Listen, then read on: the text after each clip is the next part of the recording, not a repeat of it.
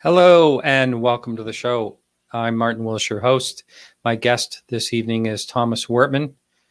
He's been involved in this topic for many years.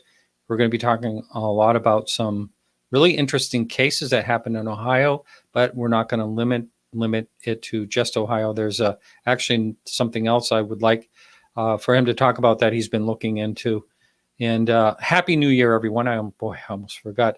And hey, 2020, don't let the door hit you on the way out.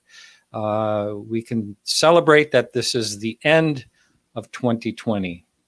First time I've ever felt that way, but I'm ready to move on. And I hope you're happy and healthy and have a much better 2021. I learned a long time ago, never say it can't get worse. So I'm not going to say that. I'm just going to say, let's just all hope and let's do our part to stay safe. And so we'll be around to see the good times, and they are coming. If you head over to podcastufo.com, our blog this week is about a famous UFO encounter that I never heard of, and it happened in Imilchin, Poland on May 10th, 1978. A farmer named Jan Wolski was in a cart with his horse, and it's a very, very strange encounter. And so they call it Poland's Roswell. So check that out. That was 42 years ago. And that is our blog this week. All our blogs, as I mentioned, are part of our podcast feed as an audio blog each week. And they're also on YouTube. They come out every Friday. So you can check that out. If you're too lazy to read, I know that I am sometimes, I have to be honest, that I wait for the audio blog just when I'm busy, though. So, but if you read the blog, you will see that there's a lot of links to things that are, of note in the blogs. Charles does put a lot of links in the blogs, and you can read the interesting backstories of where he gets his information. If you support the show, I want to thank you very much, and I couldn't do it without your help. If you're not a supporter, I understand, and I do thank you for listening. And for just $2 a month, anyone can support the show. It's over at Patreon. And about our guests, I'm going to let him talk about his background. I have seen him on various UFO TV programs over the years, and it should be good. And I'm going to start talking about my next week's guest in the beginning of the show, because I always say it at the end, and I do realize that a lot of people don't listen to the full show. It depends, so, and I totally get that, because I don't listen to all the podcasts. I listen to all the way through. So our guest next week should be really interesting, and you will have heard a story you have not heard before.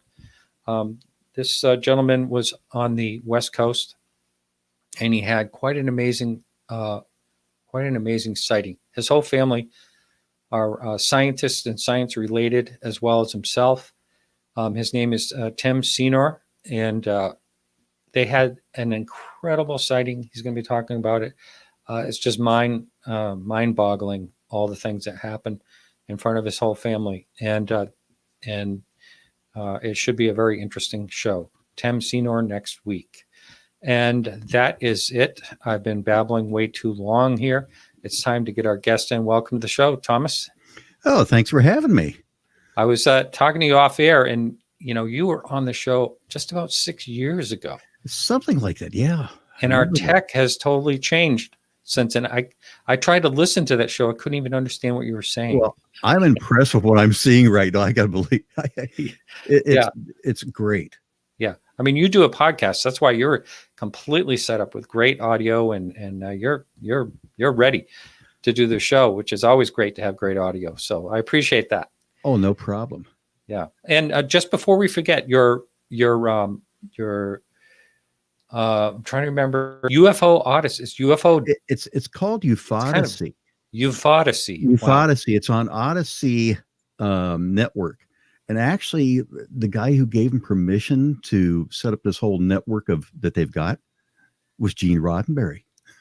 Huh? Star Trek. Really? Are you serious? Oh, yeah.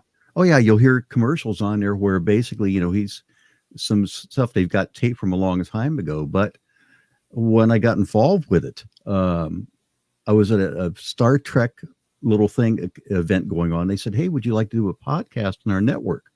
So what? Yeah. So we got together, hooked things up, and it's been going on now, 2 years now, something like All that. right. Yeah. Wow. And so I do want to talk to you about something you discussed on one of the shows that I got a chance to listen to. And but before we do all that, 6 years was a long time ago. A lot of people don't know who you are. So why don't you introduce yourself? Sometime I don't know who I am, I know what you're saying. So why don't you introduce yourself and tell us a little bit about you and what got you interested in the UFO topic? Sure. I'm Tom Wertman. I'm the state director for the Mutual UFO Network of Ohio. And I got involved with this thing. Best way I can describe it, Honor Martin, is midlife crisis. As we get older, Which midlife crisis was it, though? The first one or the second one? Well, let's see. The Corvette was number one. The motorcycle was number two. This is number three, I guess, Okay. But, I was sitting around the house one weekend and I was looking for other things to do because you get older, you just can't do the things physically that I used to be able to do when I was younger, because I was in martial arts and all sorts of stuff like that. But my body can't handle that anymore. So I was listening to somebody else's podcast on UFOs. And I think actually goes back to the days of like Art Bell.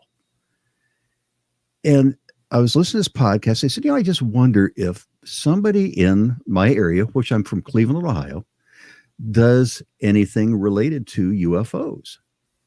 So I go on the internet, Google it, and I found a smaller group called the Cleveland Ufology Project. They actually had a meeting, and I call it kind of like karma. They met about a mile from my house. On the weekend, I Googled the whole thing. So I went down, sat in on one of their meetings. Nice people. They were talking about their own experiences. And I just kind of sat back and just listened. But I thought, hey, this is kind of interesting on there. So I joined up with the group. And they've actually been in existence, Martin, by the way, since 1952. Oh, wow. Yeah, meetings since 1952. And they've had a number of good individuals with them and some great stories we'd have to talk about sometime, including potential involvement with one of their members doing a autopsy on an alien at Wright-Pat. Yeah, I mean, you're right in the hub there with a lot of mystery of UFOs, right there, right in That's Ohio. right. And he, by the way, was a doctor, a physician that was called in supposedly. But that's a whole nother situation on there. Well, I joined up for them. I started getting involved doing some research, talking about some things at their meetings, but it didn't feed the fire. I want to get out and start doing some investigations, doing the research, because I'm the computer geek that I'm sitting behind my computer right now. I've got 3 monitors in front of me, actually 4 monitors in front of me.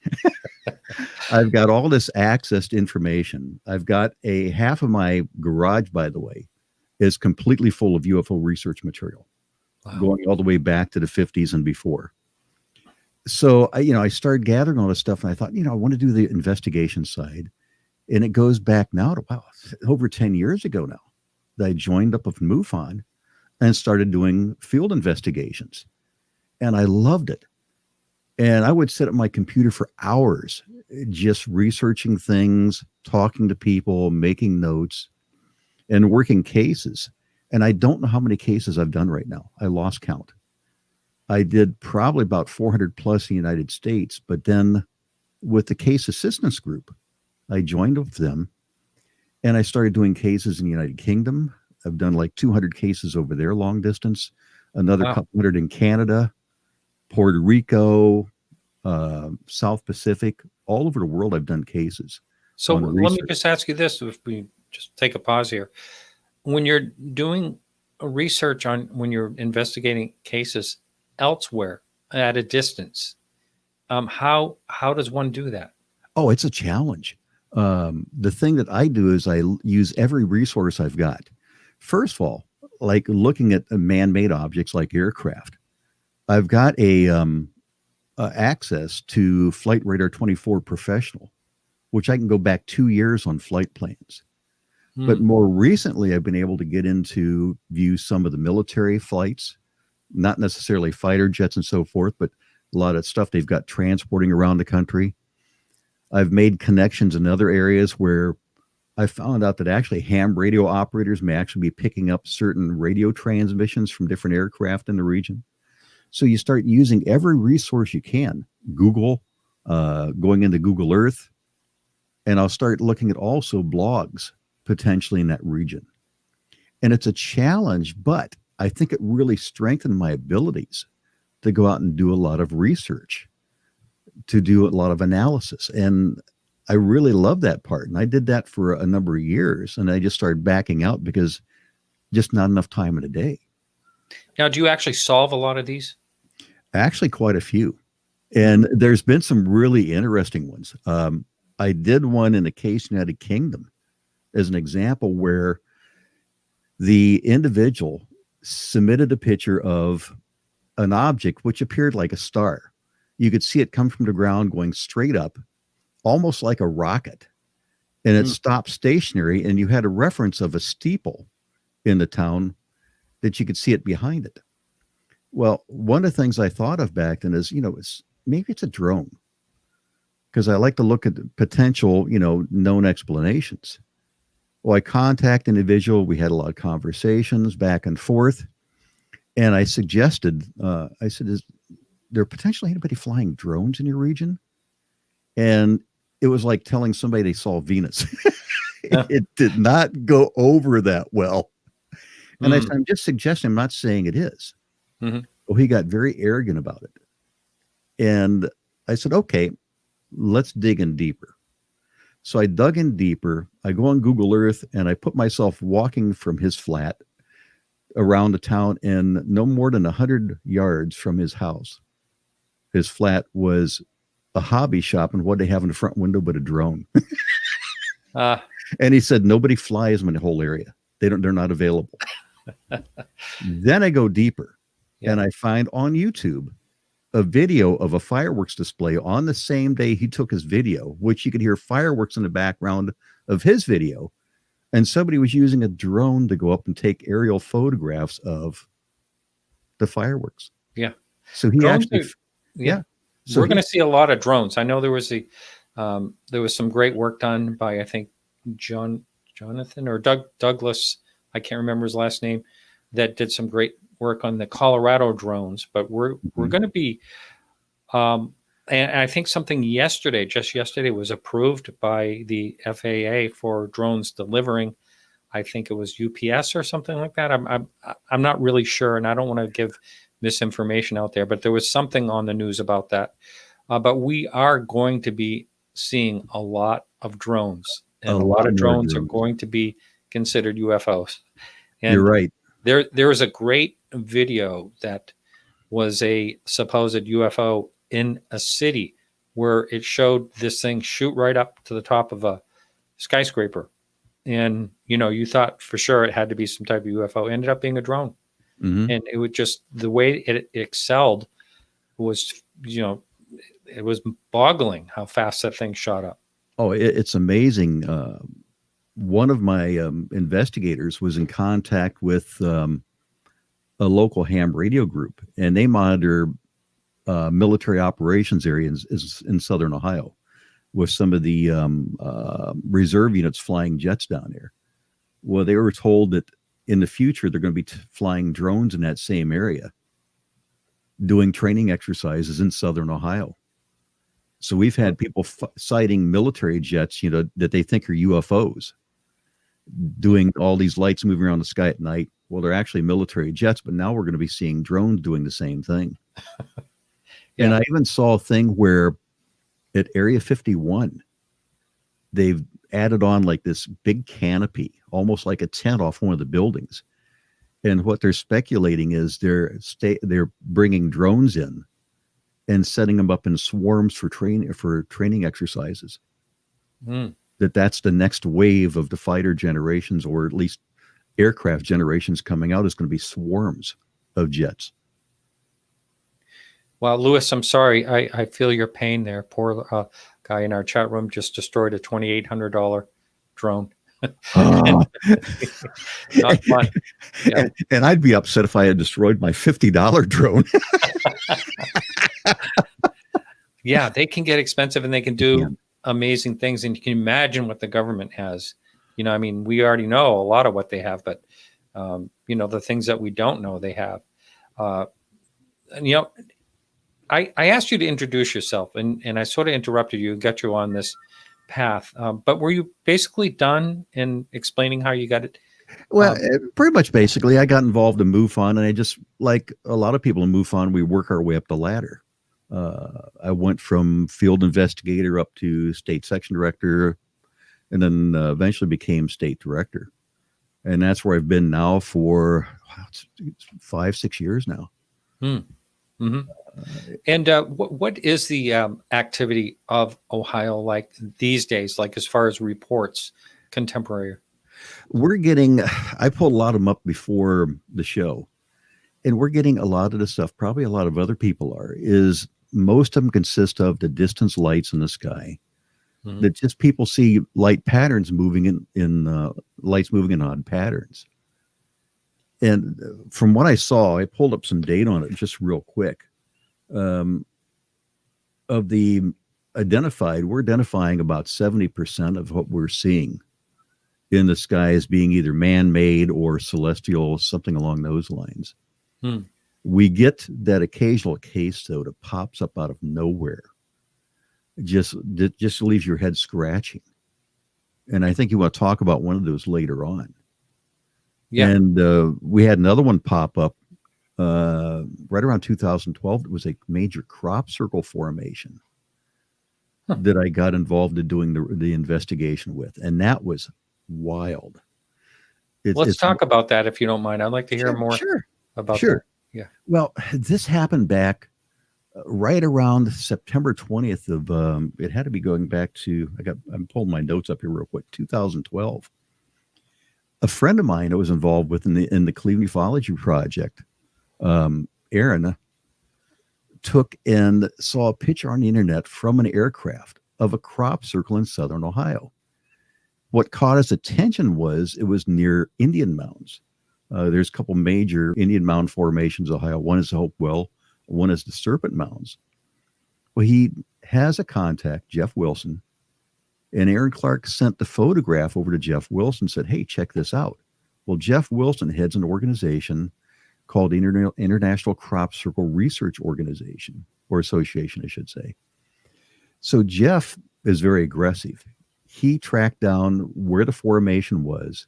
He located the farmer who owned the property, actually the person who owned the property, and got permission to go in to do a research on it. So I said, hey, Aaron, I said, can we piggyback in on this with Jeff? And I want to check this thing out.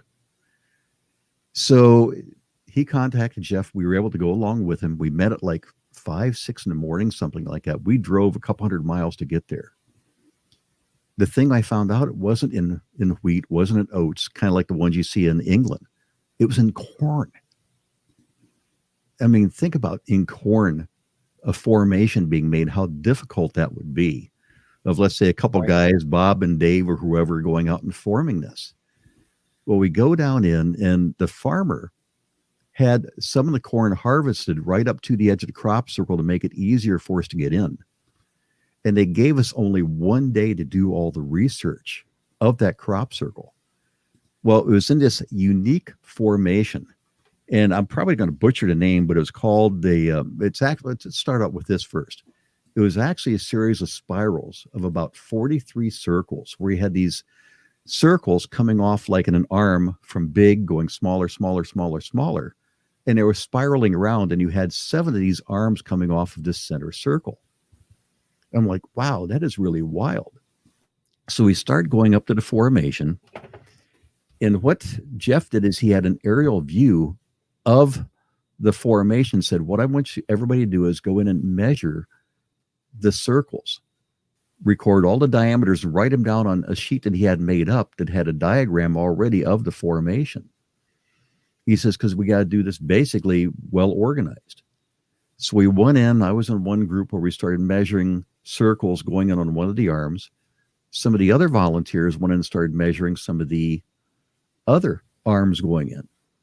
And something that really got me right off the bat is we're starting to go into these circles.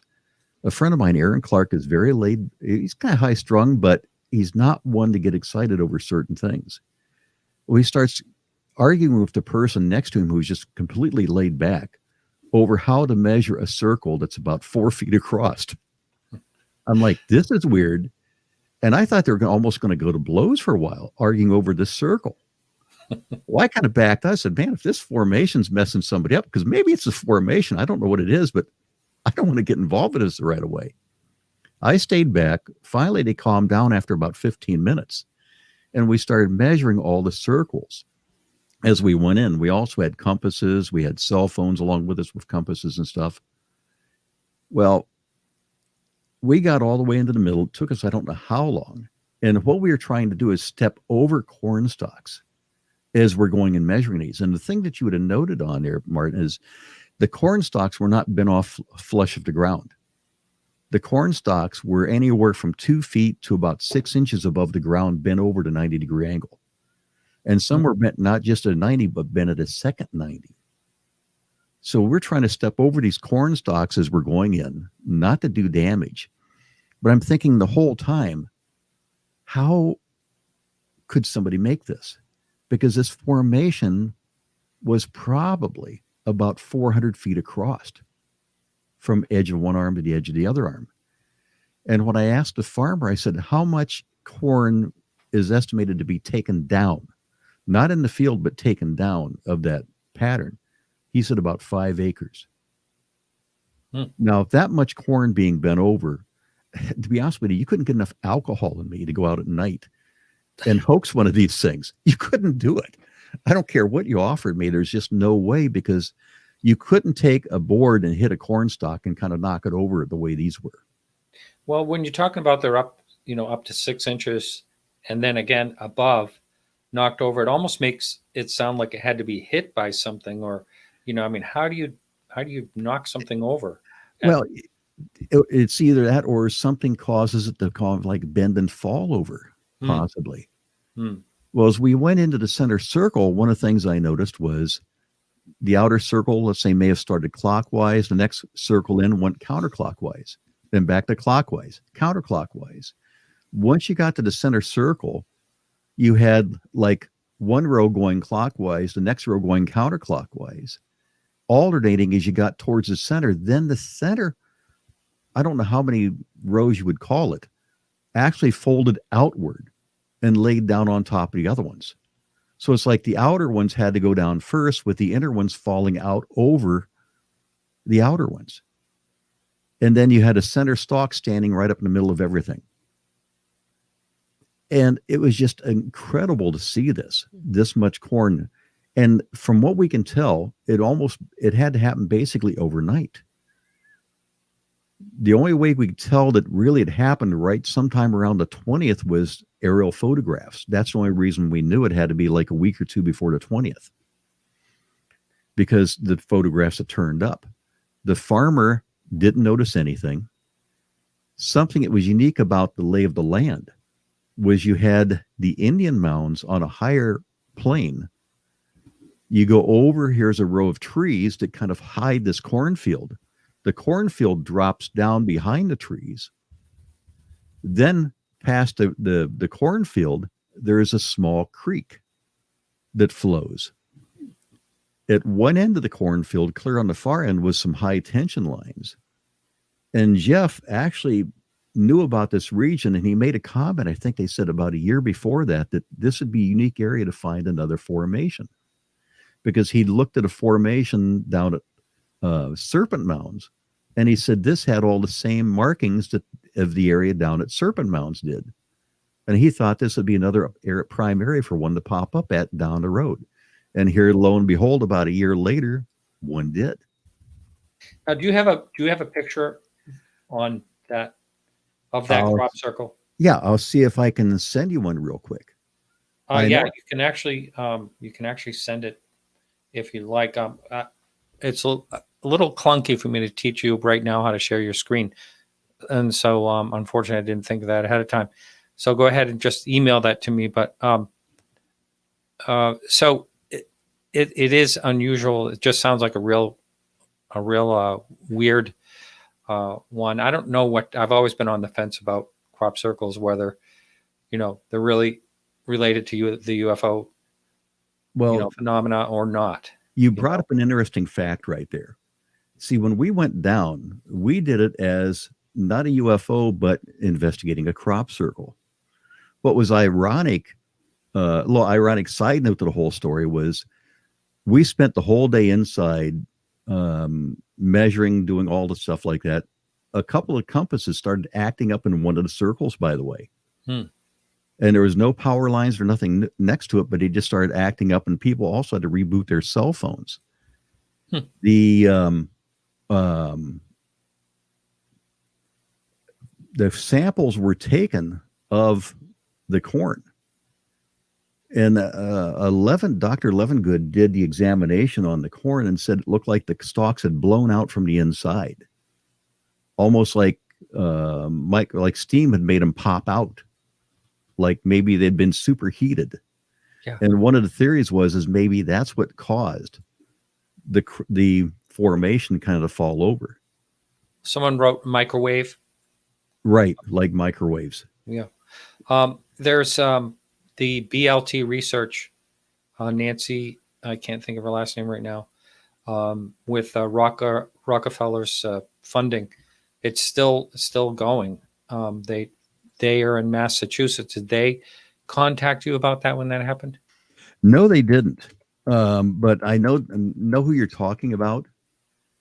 And Jeff, I let Jeff handle everything on that. I just stayed back as like the fly on the wall and just wanted to really observe things. Yeah. Because we had some members of our MUFON organization. This was, by the way, before I was state director. They showed up and said told the farmer they wanted in to do a UFO investigation. And he said there was no UFO here. And he wouldn't let them in. And they looked down in the field and saw me out there working. And I said, I'm out here doing a crop circle. Yeah. So, there is crossover. There are people who have claimed to have seen orbs, fly over. There are, I know there's a large percentage of crop circles that are hoaxed, that are people out there with, boards on their feet and doing it and doing amazing crop circles. But there are some that there aren't answers for, that there are, effects to the soil, as well as you said the stalks, the corn stalks, but as well as the wheat, wherever they're at, there seems to be something going on. But there is a video that was circulating around of like an orb going over a field, and then like the next day there was a crop circle there. Whether that had anything to do, one had to do with the other or not, I have no idea.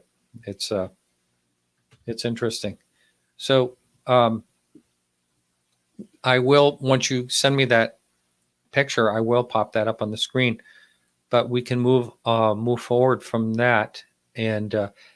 Next, I wanted to talk to you about, I listened to one of your podcasts, which was really good, by the way. And I don't know how you do a 55-minute monologue, but you do a pretty good job. Well, I do it because over the years, one of the things I branched out into, Martin, was I did a lot of presentations around the state of Ohio and other areas. So what I did is I put together PowerPoints, but I don't like to rely on the PowerPoint. I kind of use them along with, like, it's basically a monologue, where I kind of narrate people and kind of guide them through the pictures and what really happened during these events. And that's where a lot of it comes from. And these programs I run are probably about an hour and a half on an average long. So it works out to make it easy for the podcast. Yeah. So if you send me that, I'll pop it up. But for now, I thought we could move on. And Stephen has a question in the chat room. Do you know anything about the Trumbull County case? Yeah. Trumbull County goes back.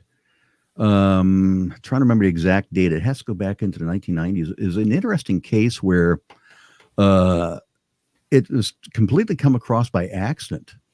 There's a gentleman back then by the name of Kenny Young who happened to be researching a reported crash down around the Dayton area of a UFO. So he calls up, he has to be connected with Liberty Police. And back then, at that time, we didn't have Google like we do now. He called directory assistance. And directory assistance didn't connect him with the police department he was looking for down by Dayton. They actually connected him with Liberty Township, which is over by Youngstown, which is Trumbull County. He got put on the phone with the dispatcher and said, I'd like to talk to you about the UFO case, that UFO event had happened here. And they mentioned it was only like a couple of years ago. Well, the one he was researching was a completely different date. Well, he played it by ear and said, okay, let's roll with it. And he just started letting them offer up all their information and found out he had a totally separate event in which he kept searching out. And reportedly he was mailed a copy of the 911 tapes from those days, of which it was kind of like fragmented. But he got the 911 tapes, and they're available, by the way, on the internet, that your listeners can Google on YouTube. They can pull these up, and you can hear, if you start at the beginning, the officers being told to respond to an event where a witness reported seeing UFO. And I actually happened to be director of a university not that far from where it happened at. The policeman's first name was Toby. Well, Toby, and I can't remember his last name, I apologize for that, went out to investigate. And he saw an object out in the region where he was guided to. There is a question about the time frame that this really happened at, because the tapes were wrapped in newspaper, and the person who wrapped them up played this game back then that they would put like little cryptic messages together out of like newspaper clippings, almost like little mystery things. Well, from the dates in the newspapers is when they approximated when the tapes were made. But one of the questions that came up is individuals were talking about going around in shorts, but yet it was supposedly cold out at that time. So there's questions on the exact date. But he got out there, and to kind of make a long story short, his car died. His cruiser died. It stopped. He couldn't restart it. The dispatcher panicked because she lost contact with him. She's like, where's he at? Where's he at? Where's he at? It's not like him.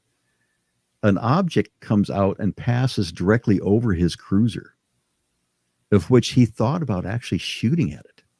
Now, one thing I'd always want to tell your listeners is if you see something passing over your head like that, don't shoot.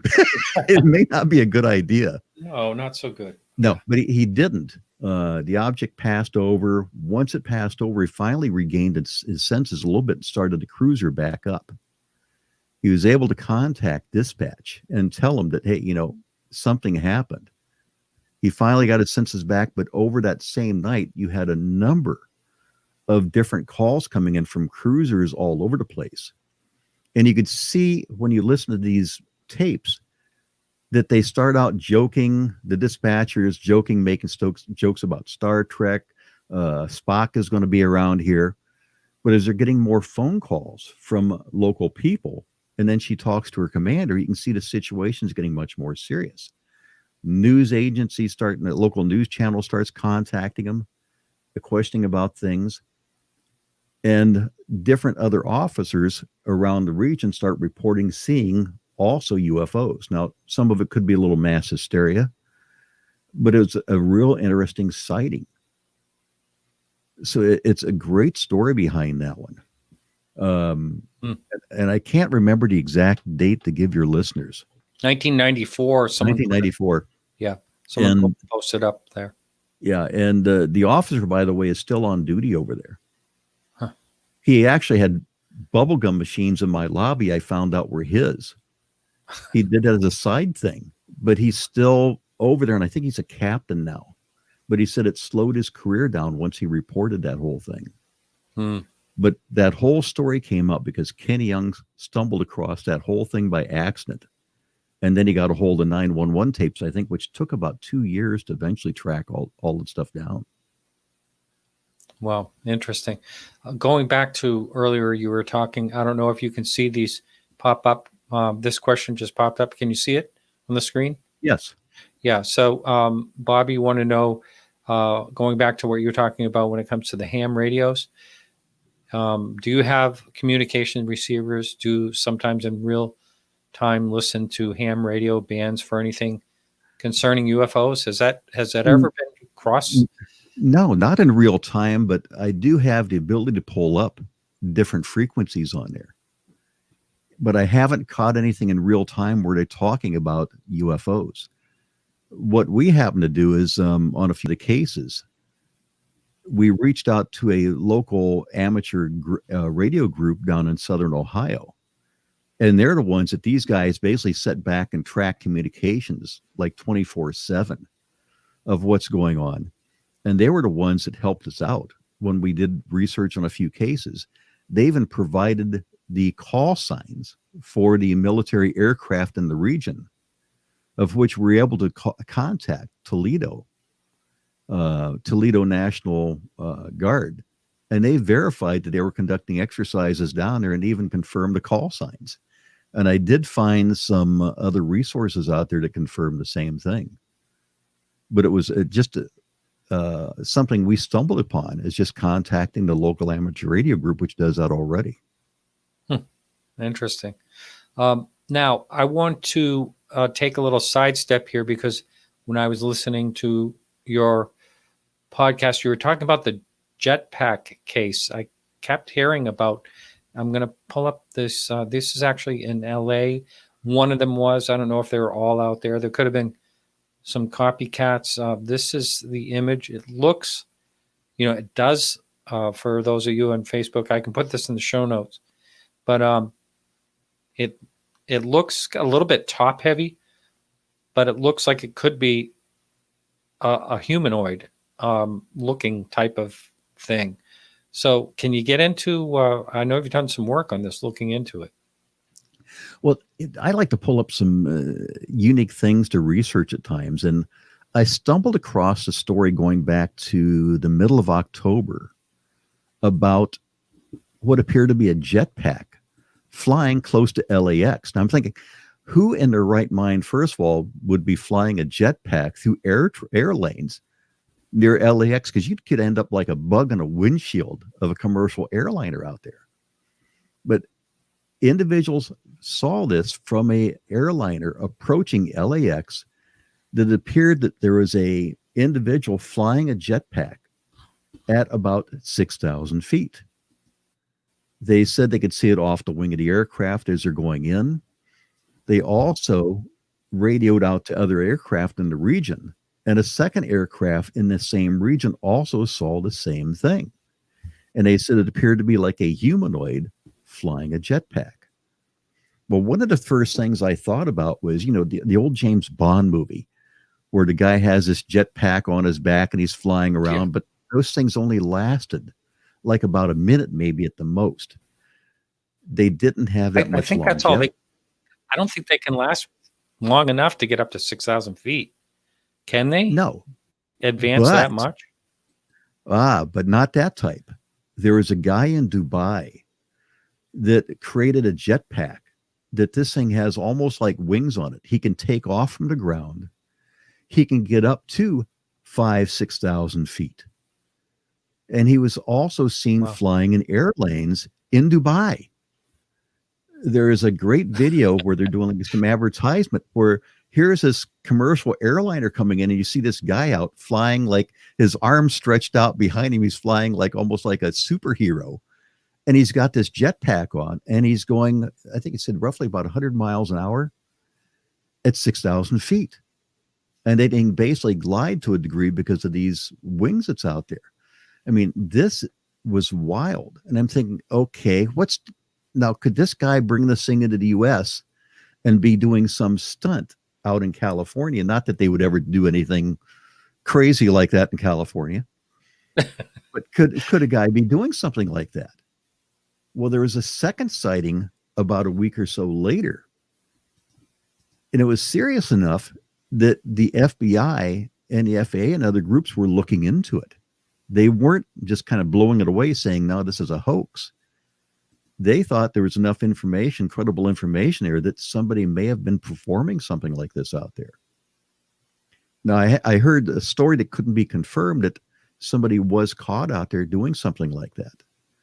But the guy that does it in Dubai, it was only a few weeks ago, he died doing a stunt using that jetpack. Wow. So when I saw this one pop up, the picture I sent to you, this one appears to be more like the guy with the big jetpack on the back. But like you say, it's kind of semi-humanoid looking, but the head is way too big looking. And when you look at the video of it, it almost looks like the lower part is like Lego type appendages that you can kind of see them moving.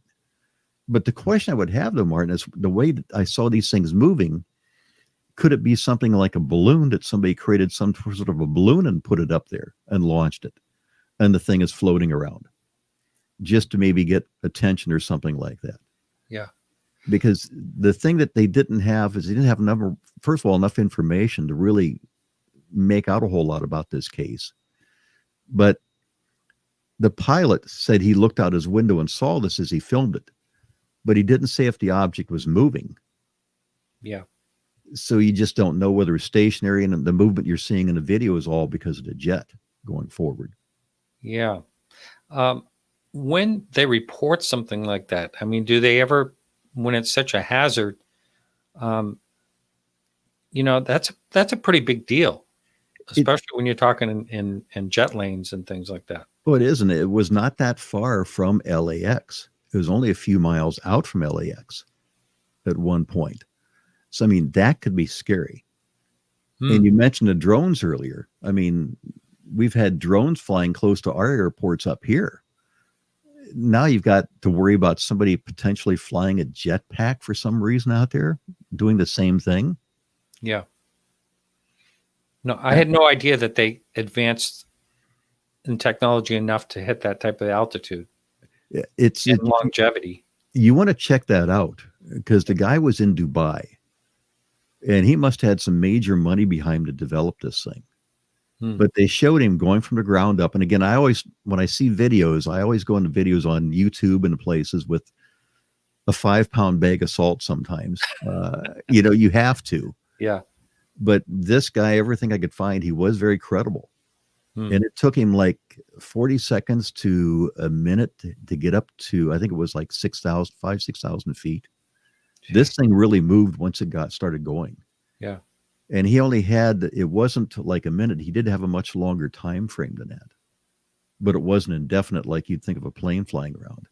Yeah. Yeah. Wow. I tell you what, I wouldn't put myself in one of those for all the money in the world. No way. No way at all. Yeah, not a fan of heights myself. Well, first of all, I don't know if it could lift my body weight to begin with. That could be a problem. So let's go back into the great state of Ohio. I have a friend from there. I was hoping she was listening tonight. And there's, like we talked about earlier, there's Wright Field, now Wright-Patterson Air Force Base. That has quite the reputation, going all the way back to, the Roswell debris supposedly going there, whatever it was. And then there's talk of, someone seeing an alien on a table under a blanket. And you mentioned something about a surgeon. So do you think there is really something going on at Wright-Pat? Has there been? I think it'd be a perfect place to put stuff for years, because going back to the, like you say, the 1940s, they've collected a lot of stuff from all over the country of crashes. And it's not necessarily UFO related. It could be related to, potentially foreign aircraft, satellites, etc. Because you've got a great place to analyze stuff over there. And I remember the first time I ever heard the stories about this stuff wasn't anything. It was before I think I knew about Roswell. One of my buddies back in the 1960s, his brother was stationed down there. And he said his brother was military security, Air Force security. And he's claimed that there was a hangar down there. We just happened to be talking about aliens one time. He goes, my brother's stationed down at Wright-Patterson. He goes, there's a hangar down there that he was told to kill anybody if they ever got into it. I said, what? He goes, yeah, one of the hangars they were guarding, that anybody who got in, well, that creates, number one, the mystique of something like that kind of attributes to that. And he implied basically that that's where the alien was at. Well, Wright-Pat's where the foreign technology area has been for years. They employ a tremendous amount of people down there. And a lot of stuff I think you're seeing is actually maybe not be seeing is below ground down there, Martin. A lot of stuff going on below ground. I think it'd be a perfect place to put something on like that, right in plain sight.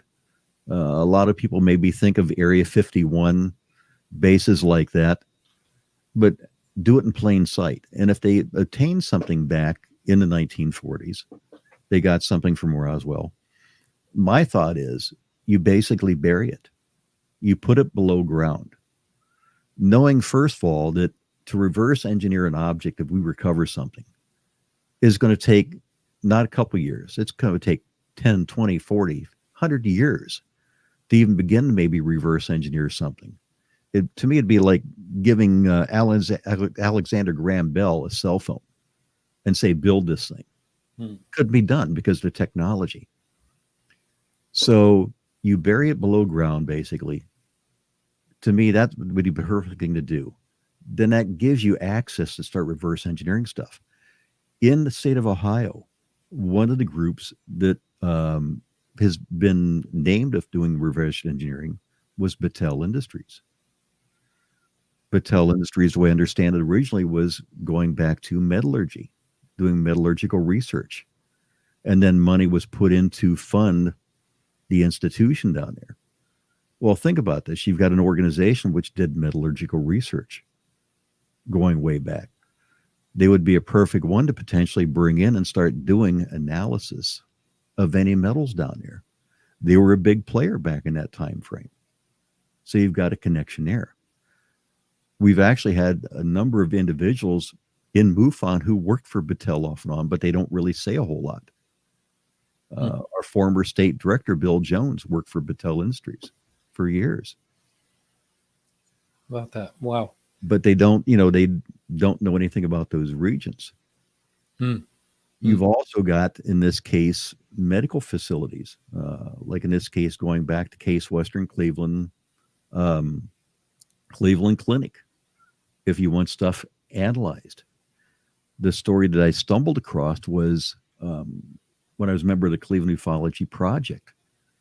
They told me that one of the former members, his name was Stanley Tycho. He was a doctor at Case Western. He was reportedly called down to analyze a body at Wright-Patterson. The body he described was not human. And the one thing he was examining, he said the heart was very, very unusual. And he said it wasn't just him analyzing it. It appeared that they brought specialists in from all over the country in certain fields. Now, can we just pause there one sec? How is he so freely talking about this? If that was the case, he didn't talk about it freely to the group. Only a couple individuals in the group that were kind of like the long-term members that also had been involved in Defense Department projects. It seems like this would be highly classified, and he would not be able to ever talk about it publicly or to anyone. Right. Because reportedly what he did is he turned a report in. He had like one day to do his analysis, turn a report in, and that was it. Walk away. He didn't talk about it openly. Matter of fact, the members of the group, he played it very low-key. He was even a doctor. They said he came in dressed like anybody else in the meeting, didn't, kind of flaunt the fact he was a doctor. But a couple of members in the group were the only ones he told about it. And that's because they'd been involved with, one was with the Defense Department at one time. So you're kind of hearing this like second or third hand. Yeah, secondhand information on here. And the thing is, the photographs he supposedly attained. He attained a photograph. we could never recover. But what was kind of interesting is you always kind of have doubts sometimes when you hear these secondhand stories. Yeah. I was doing a project with MUFONS, one of MUFON's special teams. In the meeting where there's 10 of us, his name came up out of nowhere, involved with an autopsy. And the person was out in Denver, was talking about this. I'm like, where did you get his name from? And it caught me completely off guard, but somehow that had gotten out. Can you describe everything you know about this? And we have 4 minutes. We're going to be going into the break, and then we'll talk about your case after the break that is linked to the video I'm going to show. Well, this one, Tycho was very well respected down at the clinic in his field. They brought him in, and the way I understand it, they told me that his specialty was pathology. But I'm just wondering if it was more into chemistry from what I can find out about him. You can't find a tremendous amount about him on the internet. But he was brought in as a pathologist, and in the United States, Cleveland Clinic is well respected and has been for years on pathology. He was brought in to do part of an autopsy. Other members were all brought in as a team to go through and do individual portions of an autopsy and turn in a report.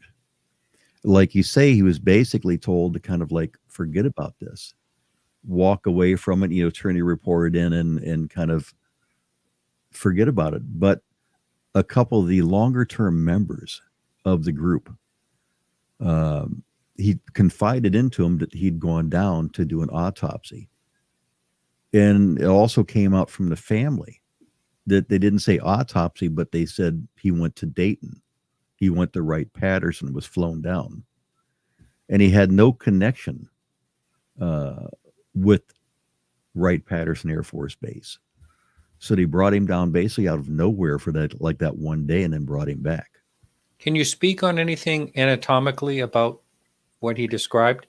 Well, the thing that popped up, the information came back to me secondhand, is the heart, he said, was unusual in the fact of the number of chambers it had.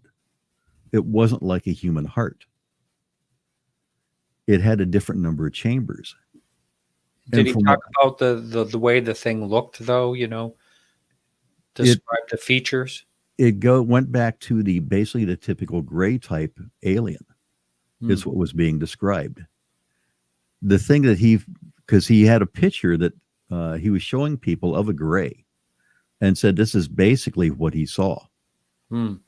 He supposedly had a photograph he locked up in a safety deposit box that we couldn't find. That who knows what happened to the safety deposit box. Family may have cleaned stuff out and who knows what. But why, let me just ask you this, why would they allow him to take a photograph? I don't know if they knew he took a photograph or he just obtained a photograph that was as close as he could get. And he wanted it put away.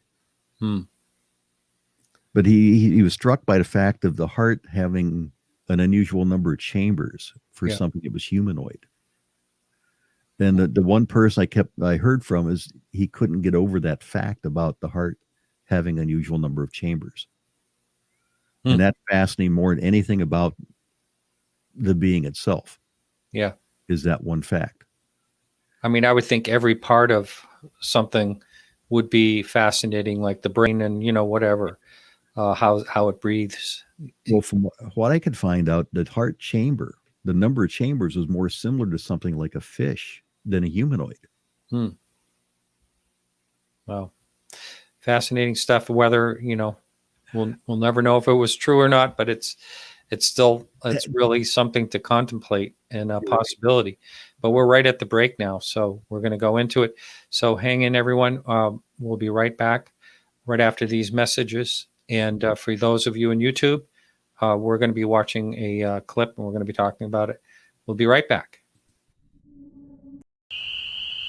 The case was reported August 30th, 2014, and it was classified really as missing time.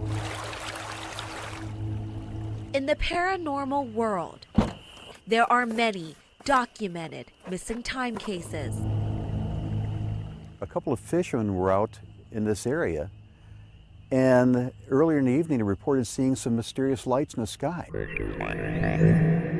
Two fishermen at Salt Fork State Park in Lower City, Ohio, say they experienced this phenomenon in an area they had fished many times before. But about 1:30, that's when they remembered the last time of getting ready to put the logs in the fire. The next thing they remembered, it was 5:19 in the morning. They'd lost roughly about 3 hours and 45 minutes of time.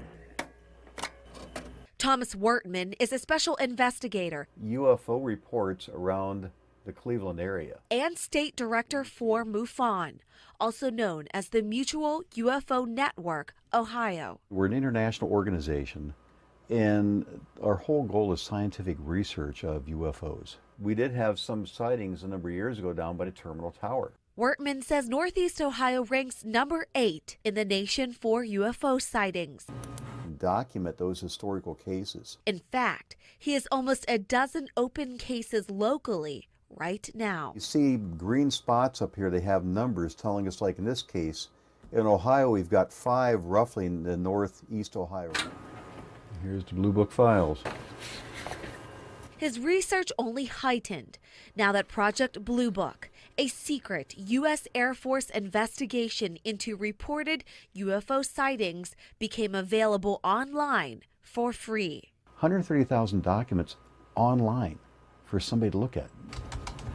It's called the Black Vault, and it puts Project Blue Book's declassified UFO files in one searchable database. The origins of Project Blue Book all go back to Ohio. That's where all the programs are pretty much based from, right out of Wright-Patterson Air Force Base.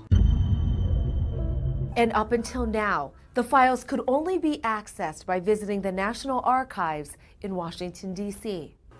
These documents happen to be found in a garage in Dayton. And 36 years later, a man by the name of John Greenwald put Project Blue Book online.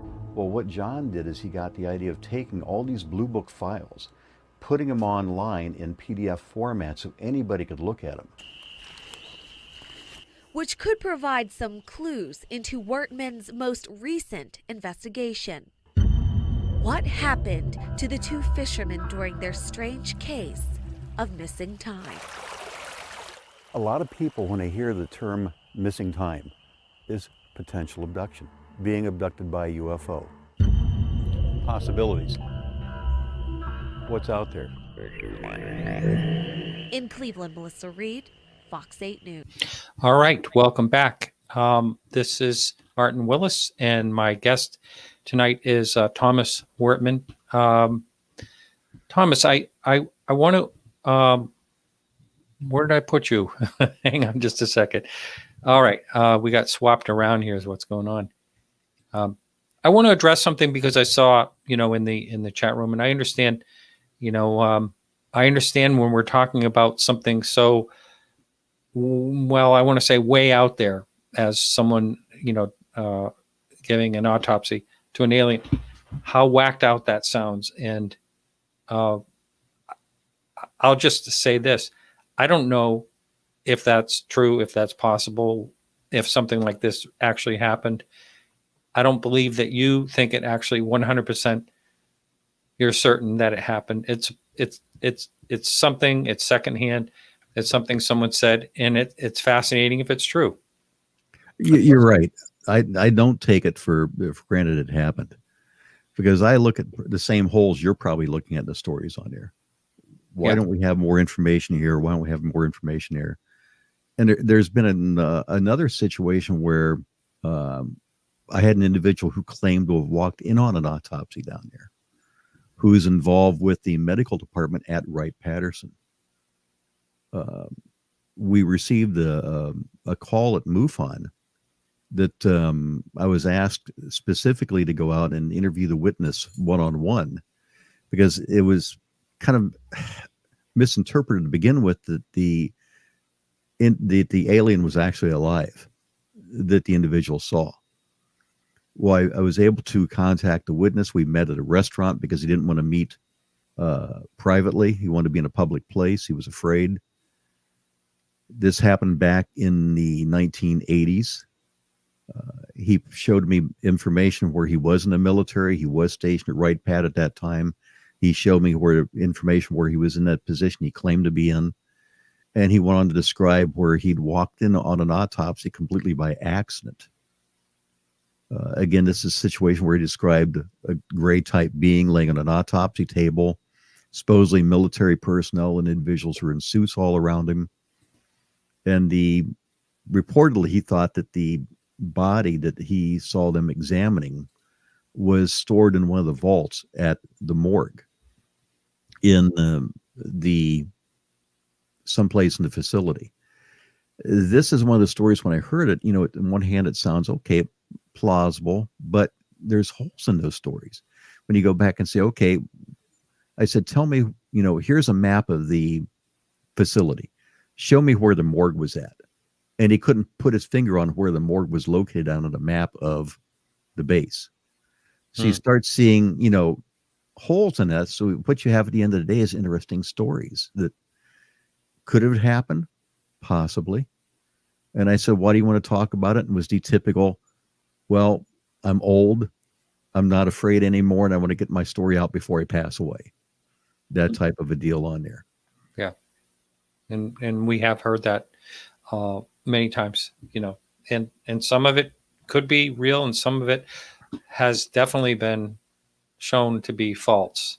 Right. And a few people that have even, I think maybe 5 years ago, there was what was called the deathbed confession and ended up unfortunately not being right. There was one of what Anonymous, I think, was called. Yeah, that rings a bell. That might be it. Yeah. So we during the break we played the clip for those of you over at KGRA Radio. I would like for you, if you would, go into a little bit of what we just watched, and let's talk the in-depth work you did on that particular case. But at first, a nutshell of it. Well, that was a case where Craig Lane at that time was in charge of stuff coming in for the STAR team. He received a phone call at MUFON. It says, hey, the individual said, I was out fishing, me and another friend. We're out fishing. We go to the same fishing hole every weekend. We've done it for several years. We're out at the fishing hole and we don't know what happened during the night. Somehow we lost time. And he was freaking out. He says, we lost over 3 hours of time from what we can tell. He didn't claim like seeing a UFO at that point, but he says, I don't know who to turn to, try to research this, try to find out what happened. So Craig contacted me and asked me if I'd go down and investigate this. He was talking to the witness. He was preparing reports. And he says, I'll have a report filed. And he says, I'll have the report to you in about an hour and a half, maybe. Well, what I did is he gave me the witness's name. He gave me the approximate location where it happened at. So I started going back and doing research before anything went any farther. I pulled flight plans for the region because he said what happened is on like August 30th, actually August 29th is when it happened. These two guys were fishing at Salt Fork State Park, which is in southern Ohio. As a side note, there's reportedly a lot of paranormal activity down in the same region, including Bigfoot and so forth on there. So he said it happened out at the state park. He gave me a rough area of the state park. So I started pulling flight plans to look for potential knowns. I can go back 2 years pulling flight plans on stuff. Well, he said that basically to begin with, at roughly about 10 o'clock, they saw a set of lights, 10:30 saw a set of lights. So I started pulling things from there on out. So I pulled flight plans and I said, okay, I identified anything within a visible range of where they were at. I made a note of all that stuff. I also did some other things. He told me the witnesses' names, and I went back and actually I went on Facebook and places like that to see what activities are involved with. I want to see if these people are, reporting tons of stuff. I saw nothing where they'd posted related to anything related to UFOs. So it's not like they're going to paranormal websites posting stuff all the time. There was nothing like that there. I also found out, I pulled LinkedIn and found out what they did for a living, because they also had LinkedIn on their websites. So I did all of that. So I pulled up as much information about them. I contacted the witness. We talked over the whole events. He said that what happened was they used that same fishing hole every weekend, that he was roughly in his 40s. I'll just say it. He was roughly in his 40s. He owned a business. The individual who was with him was a 19-year-old that was his daughter's boyfriend. He said, we're very, very good friends. Basically, what happens is one can start a sentence, the other can finish it. They know each other that well. They've got an excellent relationship. He says, we go down fishing every weekend. He says, nothing has happened for the last couple of years. So he says, we're down here on the 29th. He says, we went down, we set up a canopy, we put our coolers out, we put chairs up right on the edge of the water. He says, we had our fishing poles propped up over the water's edge. We had a bonfire lit. And he says, what we do is we've got a routine that we do. We start our fire, we start fishing. And he says, we actually play a game while we're fishing. He says, the game is we guess how close it is to a certain time frame to putting wood on the fire. He says, we use a type of oak. He said, roughly every half hour, we have to put wood on the fire to keep it going the way we want it. So he says, we guess exactly how close we can come to 30-minute time frames all night long. It's just a game. One of my thoughts in the background was, okay, you had coolers out. Okay. I wonder what they may have had in the coolers. Yeah, you have to go there, you know. Yeah, sure. Yeah. So they said, you know, everything is completely normal. He says, where we're at is a site where you can look out over the lake. He says, on the far side of the lake, there's a couple fishermen over there. He says, those guys are drunk almost every weekend because you can hear them kind of partying, making a noise and yucking it up. He says that night they weren't there. He says, so we're going along, and all of a sudden, about 10:30, we see this light. He says it's slightly smaller than the moon. This light is to the north, and it's traveling just above the horizon of the trees. He says, so I'm here, you know, right along the edge of the water. So I start walking down the edge of the lake a little bit to get a better view. And I'm just watching this thing going slowly down the horizon. The 19-year-old who's with him is doing the same thing. And he says, you know, we watch it for a little while, and all of a sudden I just went back to fishing. So I said, so you see this bright light, a little bit smaller than the moon. You watch for a little bit and you got bored of watching it and you go back to fishing. He goes, yeah, that's kind of what I did, you know. So he goes back fishing. At an hour later, they see another set of lights going more vertically over them. They start watching those lights as they're going across. They're not as big as the moon. They're smaller. They watched them go across the sky and disappear. So everything was fine. They didn't think anything was unusual. And all of a sudden, they start getting more nervous. They don't know why, but they started feeling more nervous. About 1:30, they heard a voice that sounded like a shrill woman screaming out in the night.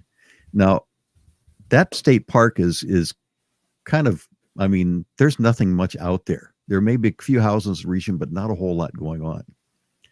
That voice freaked them out so bad, Martin, that the 40-year-old said, hey, I nearly threw everything back in the truck and said, I'm out of here. I'm gone. Well, they decided to stay. And he says that was the last thing he remembered. He says he's sitting in his chair. He goes back, sits in his chair. The 19-year-old is standing along the edge of the lake. He's baiting his hook. And he said, that's another thing we did is we baited our hooks every so many minutes to keep fresh bait under all night long. They're standing. The one is standing, the other one's sitting. He says, the next thing you know, he's looking around. He says, something didn't seem right.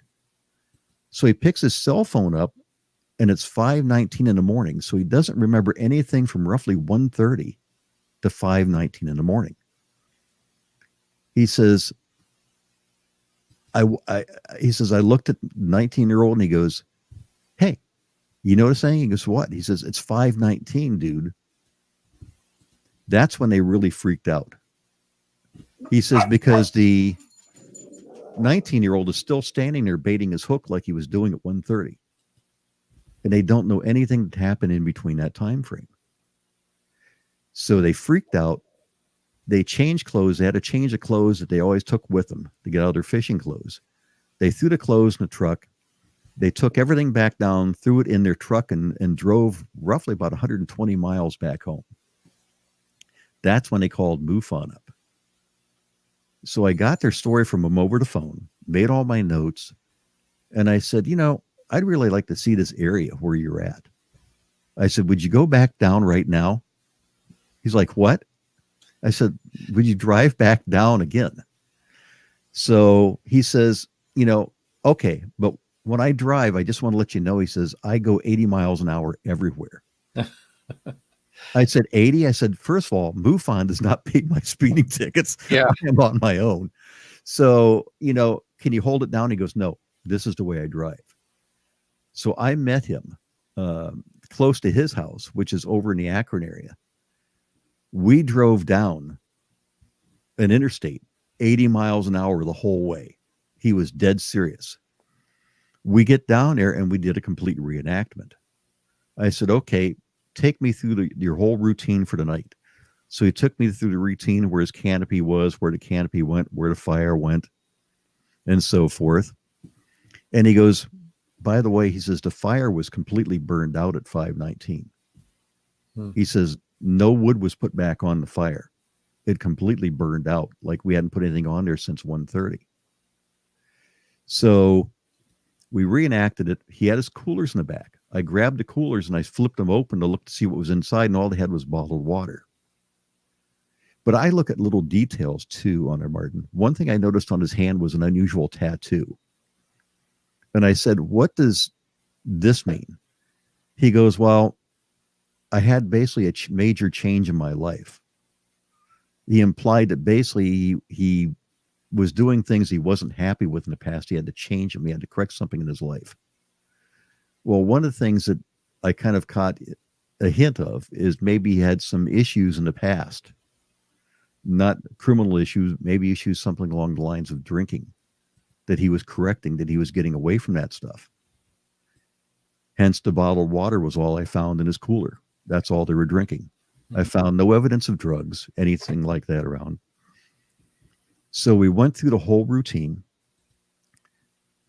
And as we're talking, I'm walking them around the state park a little bit around that region. They're showing me where they were camped at.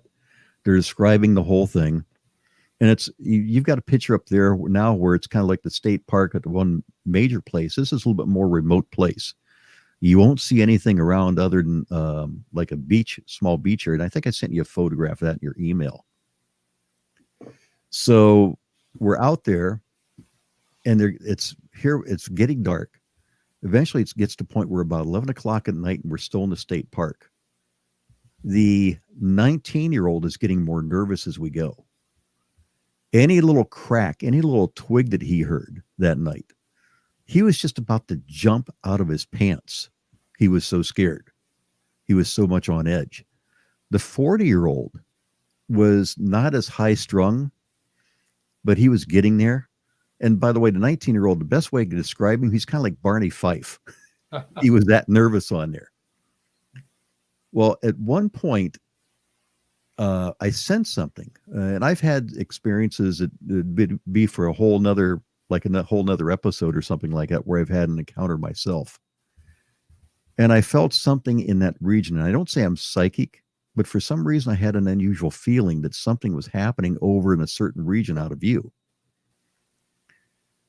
So I just kind of played it cool. We finished up like after 11:30. We started driving back home, and we're going back the same interstate we went down. And something that I noticed was we're driving back going 80 miles an hour again. Here we are going 80. We come around a turn, and here's a really bright cell phone tower right in front of us.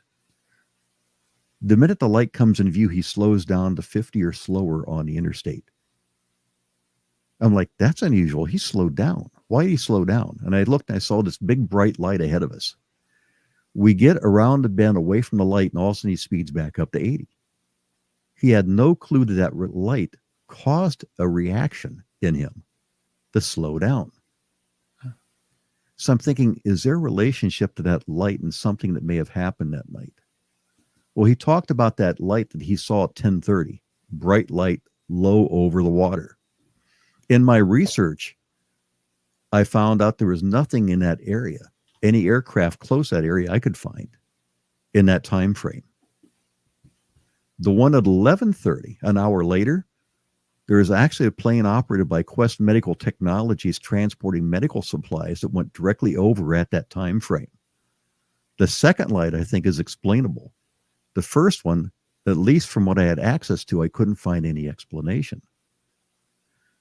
But I'm thinking maybe something that happened after that first light, something connected to it, caused an effect.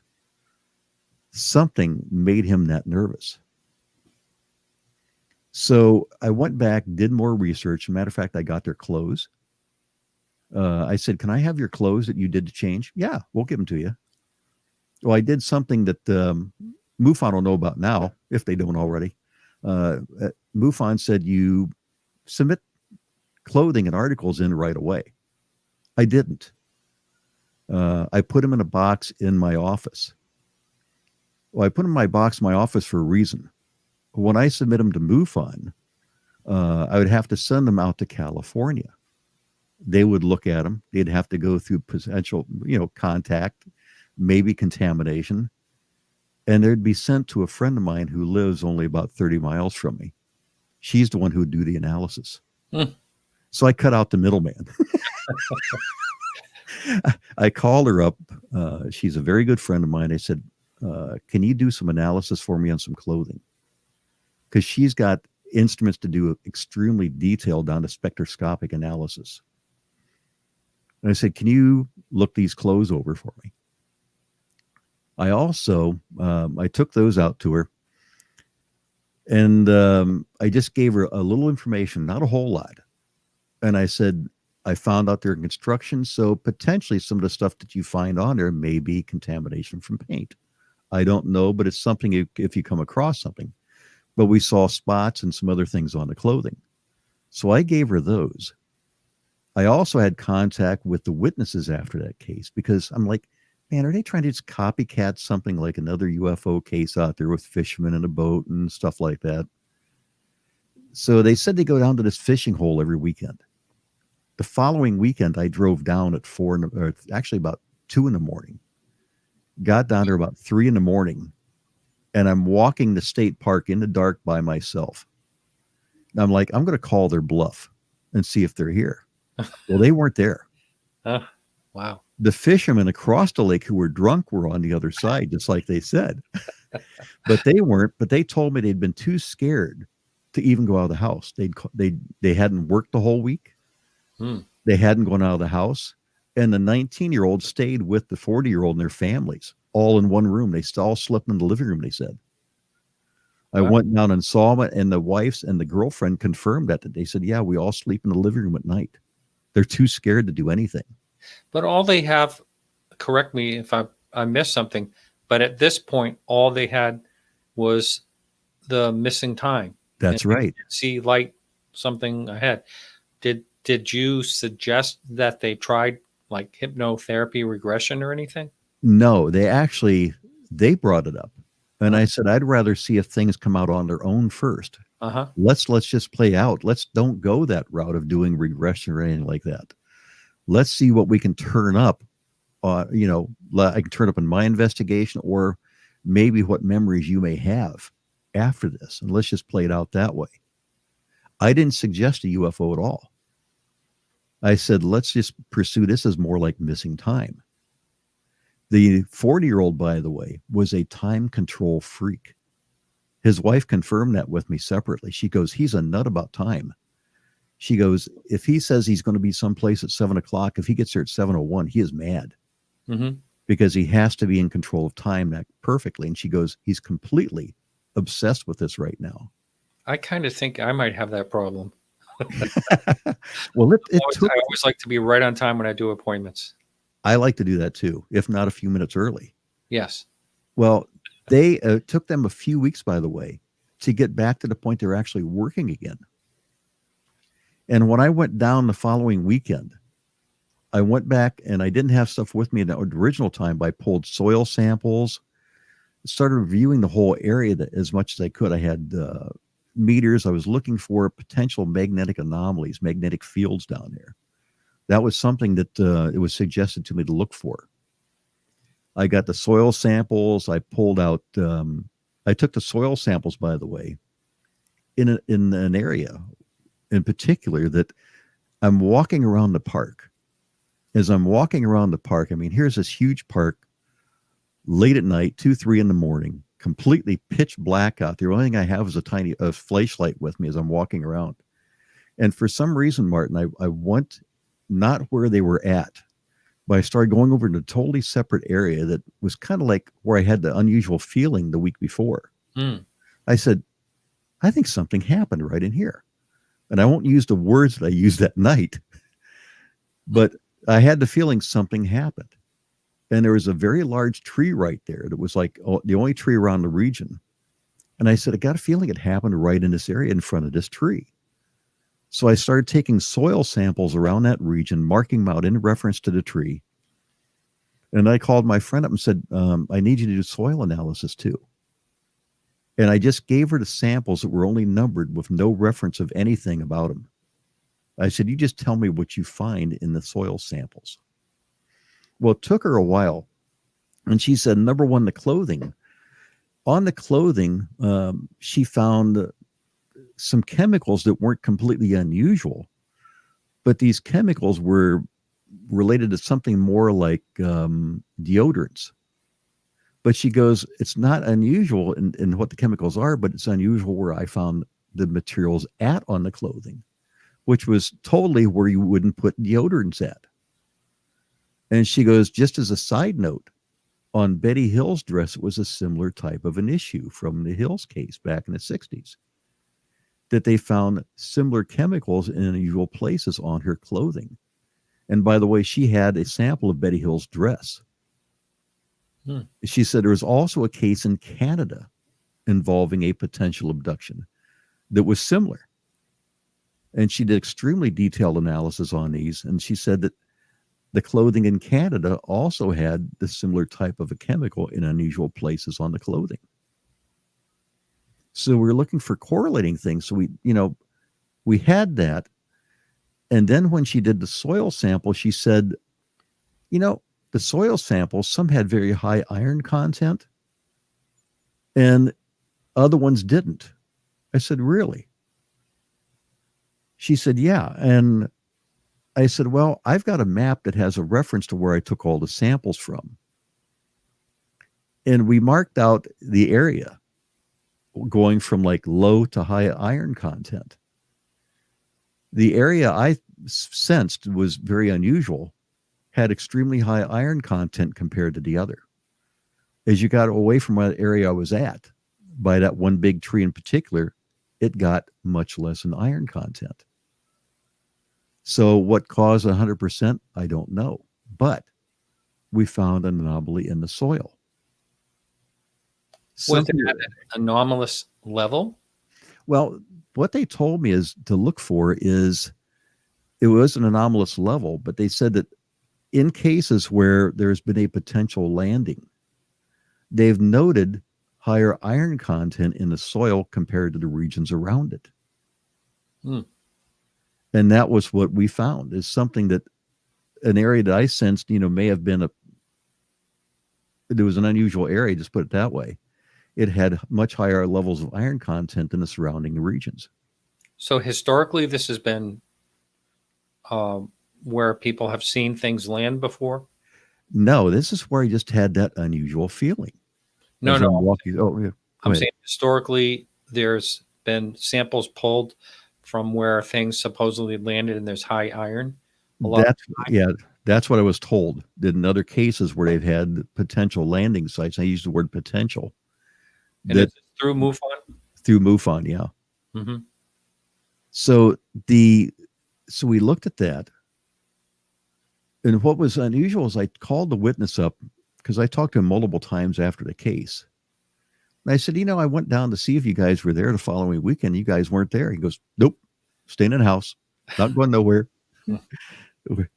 I guess you could use the word hunkered down now, but yeah, we're basically hunkered down. And I said, I was walking around that park and I said, I had a really unusual feeling that, something happened down there. And he goes, was it, about 100 yards from where he was at by this big tree? And that was where I was at. I'm like, how did this guy know where I had this feeling at? Because I gave no indication that this happened, where it was at. He told me where it happened at. Not when you were with them when you visited the place? You never talked about it? Nope. Nothing at all like that. There was no indication at all in there, Martin, that I had any unusual sensations as we were down there that night or in any phone call. I just brought up that I had, a weird feeling down there as I was walking around, and he told me where I was at when I was walking around. Huh. He pinpointed it. Wow. And I'm like, that's weird. Yeah. Now, what's happened since this time? Well, can you remind me of when this happened exactly? This goes back to August 30th of 2014. 2014. I thought that's 2014, yeah. So have you heard from them along the way? He's been kind of very laid back about it. In that, the only thing I've heard come up that he's mentioned about that, about bringing out was he happened to go to in Salt Fork, they actually have a Bigfoot convention once a year. Yeah, I saw that. I saw a sign that said, I'll pull it up now, Bigfoot Ridge. That's it. And by the way, I was kind of wondering, I said, man, if Bigfoot's down here when I was searching that park at 2 a.m, he's going to be slipping and sliding on something trying to catch me, believe me. Easy prey. Yeah. I'll tell you. And I needed somebody else there with me, so at least I could outrun one person, maybe. Push him behind. Yeah. That's right. But he brought it up at a Bigfoot conference he happened to be at. He went to one of the Bigfoot conferences down there. And he just mentioned, he goes, yeah, I just had an unusual case where I saw, I had missing time down here. And he's never brought up the fact of he saw a UFO. He's just obsessed that he lost over 3 hours of time with no explanation whatsoever. Yeah. That must feel really, talk about not having control of time. That must feel really awful when you're trying to figure something like that out. Yeah, and by talking to him, they seemed extremely credible. Mm-hmm. Their story stayed consistent the whole time. You didn't see changes. You didn't see things being added. You didn't see things being taken away. I've never brought up the idea about hypnosis, regression, and so forth. I wonder if they would do that now, if it would make sense. It may, because I happen to be doing a talk in that region a few weeks after I met with them the one time, and they found out that I was actually doing a talk on abduction. And they said, why didn't you invite us to your talk? And I said, because I didn't want anything I said to cross-contaminate your own experiences. So I wanted everything like that completely kept separate, which they appreciated on there. And I said, by the way, I said, I have been through experiences in my own past history going back to the 1960s, where I've had experiences of missing time and other events. Seeing an object, by the way, very close up at roughly about 60 feet away, hovering above me. Wow. And you want to talk about that a little bit? I have a question someone has, and just to let you know, we're going to be taking calls as well. Sure. We can take them anytime you want, but yeah. Why don't you, I'll just bring this up, pop this up real quick. We don't want to forget this question here. Do you know about the Tom Moorhead case? Not without double checking notes. That solves that. But you actually mentioned the name of somebody I graduated with. Oh, is that right? Yeah. Well, all right. So I would like for you to talk about your own experiences, if you would. And meanwhile, if someone would like to call in, that phone number is up on the screen. And if you're over at KGRA Radio, that number is 855-472-5483. 855-472-5483. 5483, and Bill will be screening your calls. Thank you, Bill. Well, back in the 1960s, my family lived in Ohio. We moved to South Carolina for about 5 years.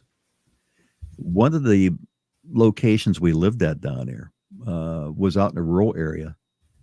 I bought a telescope at the time. Me and a couple buddies used to go out and get our telescopes out. And I think it was only probably about 11, 12 at the time, something like that. We'd get our telescopes out and we'd look at the stars every night. And one weekend, as a joke, I thought, they said, well, we saw something like a UFO land over a hill down by our house. He said, the night you weren't there. And I'm thinking it's kind of like a campfire thing. Let's kind of tell him some story and kind of get him scared, you know? Well, I didn't think a whole lot about it, even at that age. But then all of a sudden I started developing a paranoia that like something was coming every night. And I had bouts of sleep paralysis, Martin, that started intensifying. And some of this thing that, you know, I thought back about for years, yeah, maybe just it's a young kid being paranoid, being afraid. I had the feeling something was coming always from the same area, that I had feelings of being levitated and going through the ceiling, basically. They kept intensifying. I kept having a feeling that something was there at night in the room. Even I would be tearing the room apart at night, looking for something every night. My parents never knew about it. I started developing some medical conditions along with it that may have been associated with it, I think. But it started going on, and we relocated to another location, again, more rural. I met a friend, and by the way, these sleep paralysis still kept coming along. And one day my buddy says, hey, let's go out hunting. Well, our hunting was really not hunting animals. It was more like shooting refrigerators, any abandoned appliances, anything that was abandoned in the peach orchards and the fields down in the area I lived at. So we're out walking in this rural area in South Carolina. We go out behind my buddy's house. We go deeper and deeper and deeper into the woods. And all of a sudden I look up and I see this silver disc hovering directly above the trees right above us. It wasn't like it was the sun. It was the size of a car directly above the trees. And just so that you know, right before that, the one part I forgot to put in the story is, as we're getting deeper in the woods, my buddy's getting more nervous. He's getting scared. And at this time, he's 15 and I'm 13. And he says, you know, there's a swamp willie back here, implying like a Bigfoot. And I said, really? I got a shotgun, man. I ain't afraid of no Bigfoot. The reality was I would probably dropped it and ran. But we're going deeper in the woods. And the thing is, instead of going out of the woods, since he started getting that scared, he actually started going deeper and deeper into the woods. And he started almost running. He started going that fast. Once we got so deep back in the woods, that's when I looked up and I saw the UFO hovering directly above us. It was a disc-shaped object, just completely emotionless. And as we're walking, it almost seems like it's following us as we're going deeper into the woods. He starts freaking out, and I don't tell him that this thing is above us. No, for some reason, I don't know why.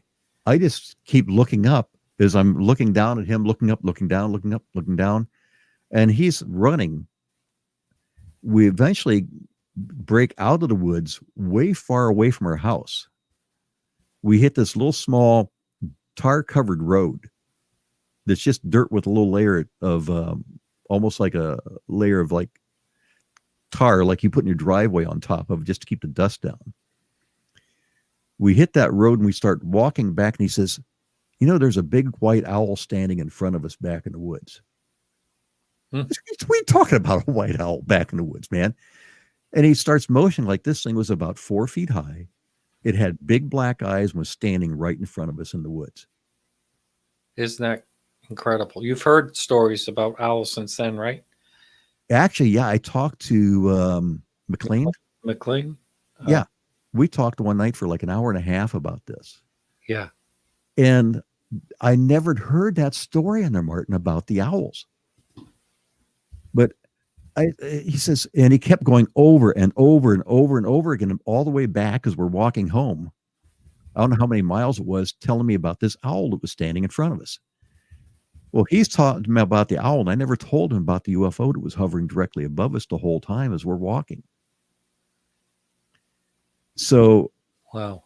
I tried to follow up, by the way, multiple times since then, but I found that he actually died 2 years after that event happened because we moved away from the region.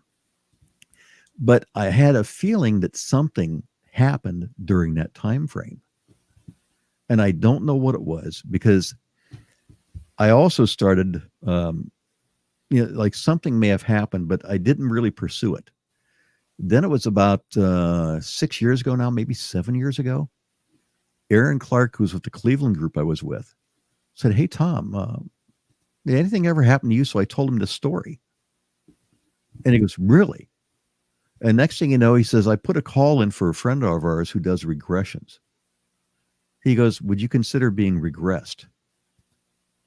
I said, "Well, at the same time that we were talking about all this, we were planning on having a meeting where we brought up about people who had potential abduction experiences." I said, "Well, what better way to kind of feel like a lot of these people, but to maybe go through a number of these things that individuals who have had these experiences go through. So let's go ahead and do the regression.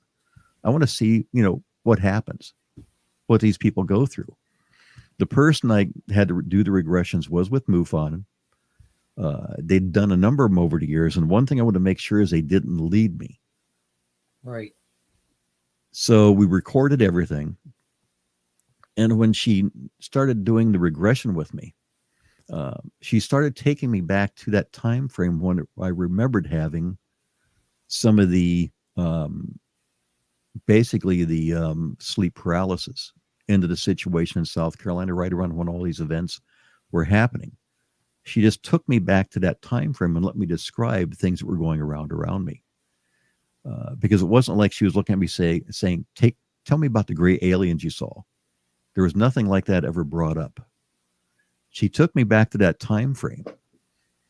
And I was describing being basically taken from my house at that time as I left. And I ended up in like a domed room that I couldn't really see any walls in. It was just like empty space. And I remembered in this case seeing a alien in front of me that somewhat like a gray, except a little bit more evil looking, basically standing in front of me. And I'm like, wow, I'm thinking, huh? And all this stuff is coming out. I described in this case not being medically examined, like with instruments and so forth on there, but basically being almost like it was looking in my mind, examining what was going on in my mind this whole time. I couldn't move. I couldn't do anything, no matter how hard I tried. So we hit a point where we couldn't go any farther. We tried exploring some other areas where we went back to another situation where, again, I was out in the woods just doing some general nosing around, and something was pursuing me through the woods that I could not turn around and look at. But as I'm going one direction in the woods, I try to get out of the woods, and it basically cuts me off and forces me back into the woods without seeing it. So we went through that situation. She said for the first regression, we went on for an hour and a half. She'd never heard so much come out at one time, she said, for the first time. We went back and did several other regressions after that, where when I was being, I don't know, for lack of a better word, evaluated, I remembered something that this thing was basically right in my face, that image, that stereotype image where this thing is like right in my face looking at me. I see these huge black eyes, and all of a sudden, Hunter Martin, I could peer into its mind. It's like there was a connection. And I sensed what was on its mind. I also sensed that there were other beings all over the place that it was like connected to in a hive. And all of a sudden I started telling her something went wrong, something went wrong, something went wrong, something went wrong. And what went wrong was I was not supposed to be able to see inside of its mind. That was the sensation I was left with afterwards. And that it was doing everything it could to try to shut down that connection after that. And that's why at times when I've come across certain cases, I don't claim I'm psychic. Again, I don't even claim really I'm abducted. I just putting this out for thought that sometimes there's like a connection that's there. David wants to know, have you had any health issues since all the strange stuff happened? The health issues I had right around that time frame got serious enough. I developed ulcers so bad, so David knows, that at 15 I had to do surgery to basically surgically repair the ulcers, because no matter what medication they tried or diet they had me on, they wouldn't heal. 15 years old? And the doctor I talked to, I went back and saw the doctor years later. He was my family doctor, the surgeon. And he goes, yeah, I remember when I operated on you at 15. He says, you were 2 weeks away from dying on the table. Jeez. He says, you were the worst case he'd ever seen. Wow. But once they'd removed him, things still continued. But I'd always wondered if maybe the result of the ulcers weren't the result of all this thing going on. Because here's another wild thing on there. I mentioned about the owl on there, Martin. After we had that experience, is like a week or two later, and I'm not making this stuff up. This is too good to make up. We had a car coming down our dirt road that we lived on.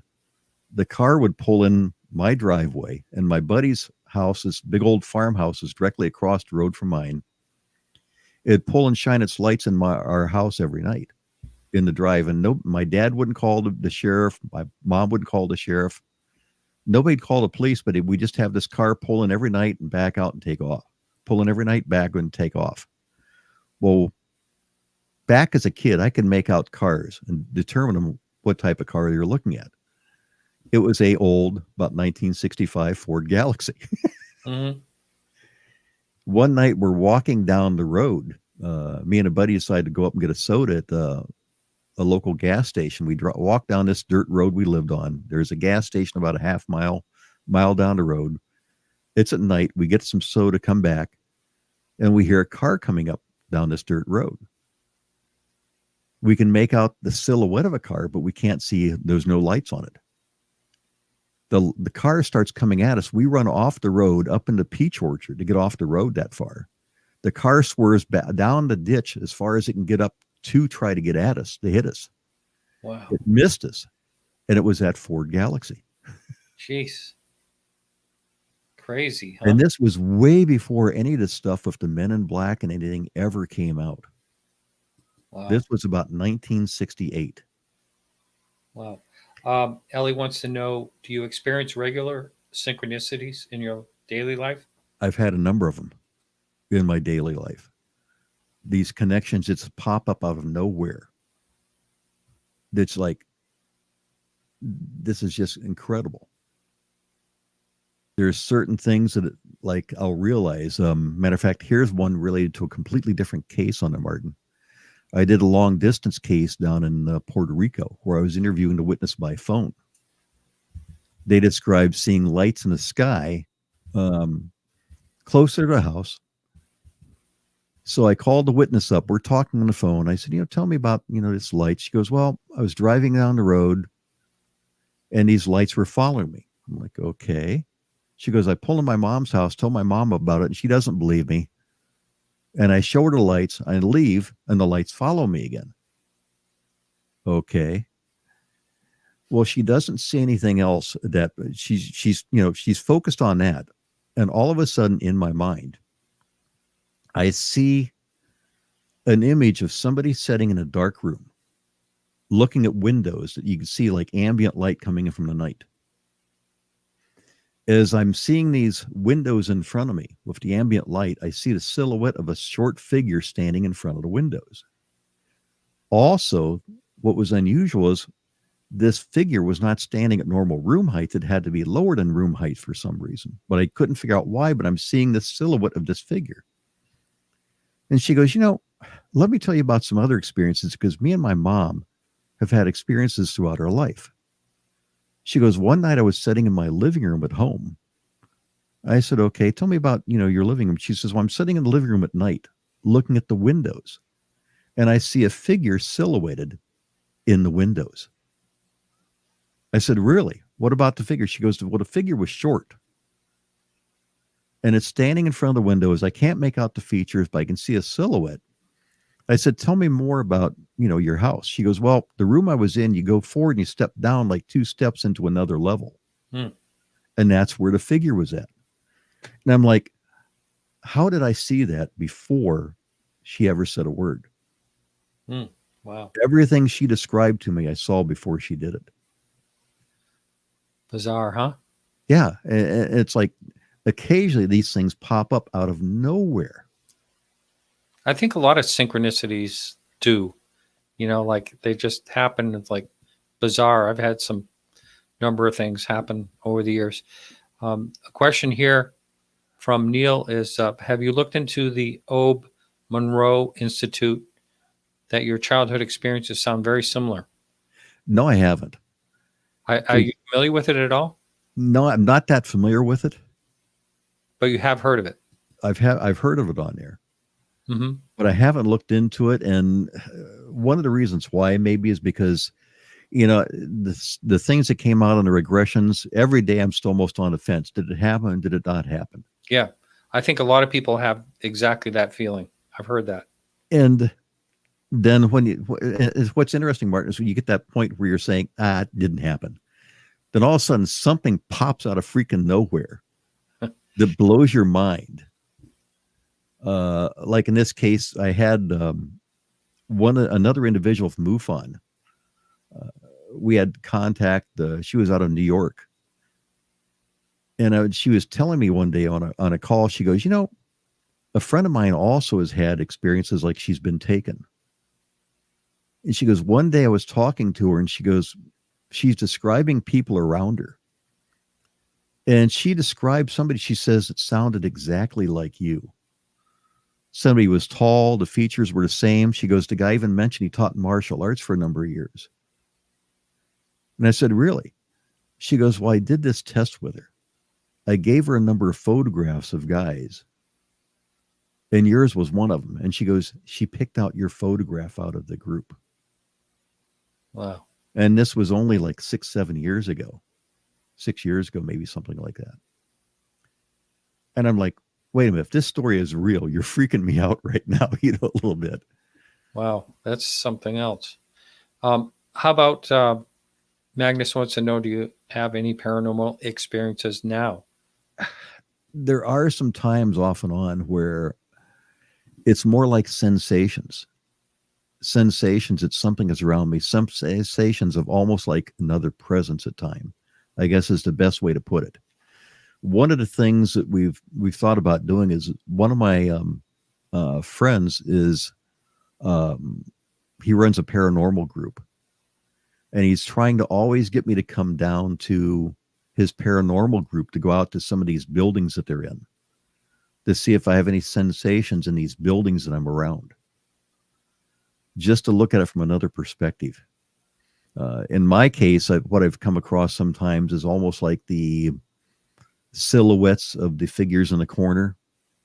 That sometimes I say maybe this is just my imagination. It's running wild, but I have the sensation that sometimes something is there.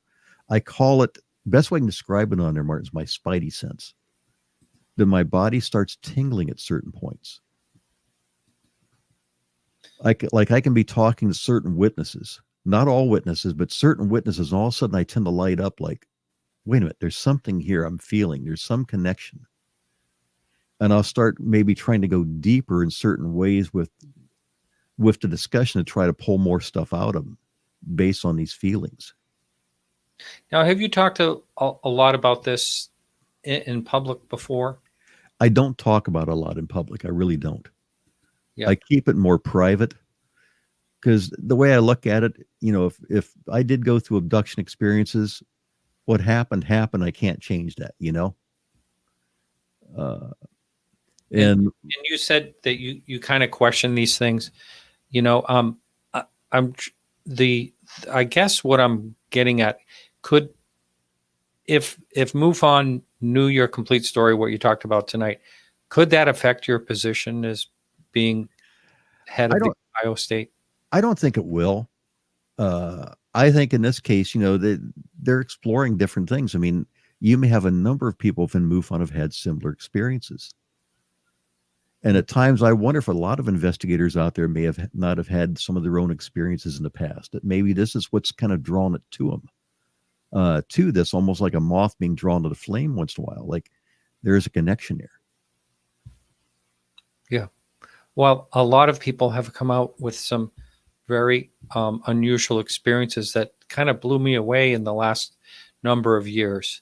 Robert Salas from the nuclear and Robert Hastings, and a number of people have had claim they've had abduction experiences that I was kind of shocked hearing that over the years. We only have 2 minutes left, so I guess I'm going to ask you now, first of all, if you would let people know where they can listen to your great podcast. It's really good. Well, I appreciate that. I've done a podcast. It's called UFOdacy. They can actually find it on Spotify and other podcasting networks is the easiest way to find it. Yeah. And I've been laying low for the last few weeks, just kind of taking some time off a little bit. Sure. Because it's intensive when you do those. And I do all mine alone. I record it late at night, by the way, typically. Just because of the other things I have going on at home. Sure. I've got a really weird schedule. But right now, our state chapter hasn't had any local meetings because of situations going on around the country, like everybody knows right now. Yeah. But we're going to be looking at getting those probably going again this next year. And if they go to MUFONOhio.com, they can find any of our event schedules going forward, because I like to do about 20 to 30 talks around the region throughout the year. Mm-hmm. Excellent. Well, Thomas, thank you so much. It's been a real pleasure. You have a really good radio voice, by the way. Oh, I appreciate that. I've been told that a number of times, and yeah. I guess maybe I have the face for radio, as they call it. I do too. Right. Okay. Thanks so much. Thank you. All right. Take care. Okay. You too. All right. So everyone, I'll remind you that next week we have Tim.